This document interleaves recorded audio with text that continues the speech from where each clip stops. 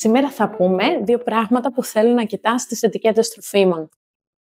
Τα προϊόντα protein είναι όντως πιο πρωτεϊνικά και τα ψωμάκια του τόστ που αγοράζουμε πόση ζάχαρη έχουνε?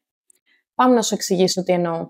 Για παράδειγμα, στο συγκεκριμένο σφραγιστό γιαούρτι του εμπορίου θα δεις στο διατροφικό πίνακα ότι ανά 100 γραμμάρια περιέχονται 9,9 γραμμάρια πρωτεΐνης. Αντίστοιχα, στο άλλο γιαουρτάκι το protein του εμπορίου θα δεις ότι ανά 100 γραμμάρια προϊόντος περιέχονται 8,8 γραμμάρια πρωτεΐνης. Άρα, ποιο έχει περισσότερη πρωτεΐνη, το σφραγιστό ή το protein?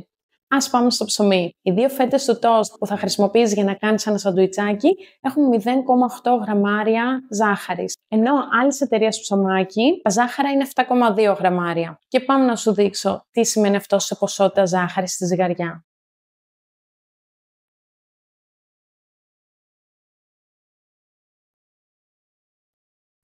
Μετά από αυτό, τι λες? Αξίζει να κοιτάμε τους διατροφικούς πίνακες στα προϊόντα που αγοράζουμε?